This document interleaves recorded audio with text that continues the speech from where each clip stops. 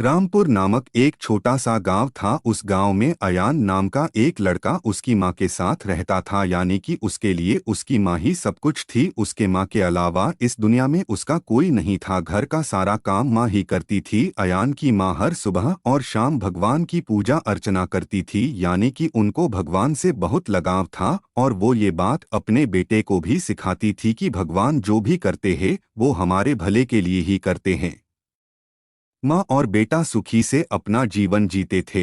एक दिन की बात है, उस गांव में किसी महामारी की वजह से सबको उस गांव को छोड़ना पड़ा, लेकिन दूसरे स्थान जाने के लिए नाव में सवार होकर जाना था। सब लोग दूसरे दिन तैयार हो गए। वो बेटा और माँ भी अपना सामान लेकर नाव में बैठने के लिए तैयार हो गए। नाव चलने लगी। ऐसे में बीच रास्ते में भयानक तूफान आया। ऐसे में सभी लोग भयभीत हो गए कि अब क्या होगा।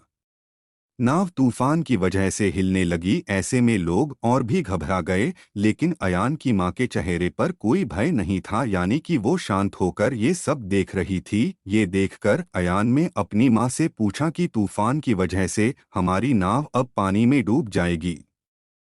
अब हम सब मर जाएंगे। सब लोग भय से कांप रहे हैं। ऐसे में तुम्हारे चेहरे पर डर का कोई निशान भी नहीं दिख रहा। इतनी मुश्किल परिस्थिति में भी आप शांत कैसे बैठ सकते हैं? क्या आपको मरने से डर नहीं लगता?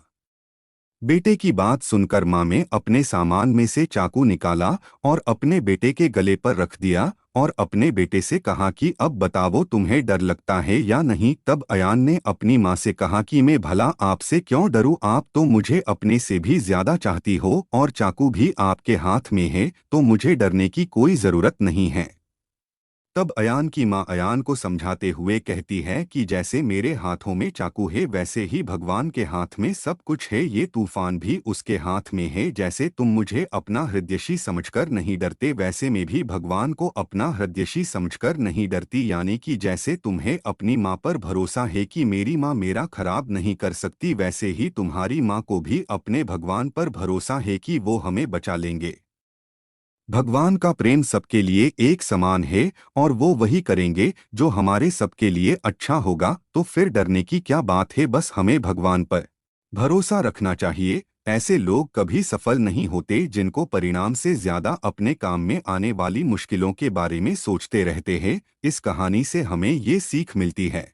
छोटी सी कहानी है, लेकिन कहानी की सीख बड़ी है कि जो इंसान भगवान पर भरोसा करता है, भगवान के न्याय पर भरोसा रखता है, वो कभी जिंदगी में मुसीबतों को नहीं देखा सकता। यानी कि जब कोई इंसान अपने से ज्यादा अपने भगवान पर भरोसा करता है, तब संकट के वक्त चिंता भक्त को नहीं भगवान को होती है। लेकिन उसके लिए हमें जिंदगी में अच्छे कर्म और भगवान की भक्ति करनी चाहिए। आज अगर आपके पास कुछ नहीं है, तो इसका मतलब ये नहीं कि आगे भी आपके पास कुछ नहीं होगा। बस आपको अपना कर्म करते रहना है और भगवान पर भरोसा बनाए रखना चाहिए, क्योंकि भगवान जब देता है तब बेहतर नहीं बेहतरीन ही देगा। दोस्तों, यह कहानी आपको कैसी लगी? कहानी पसंद आई हो तो लाइक, शेयर और सब्सक्राइब करना ना भूले। और इस कहानी के बारे में आपकी क्या राय है, कमेंट बॉक्स में हमें कमेंट करके ज़रूर बताएं।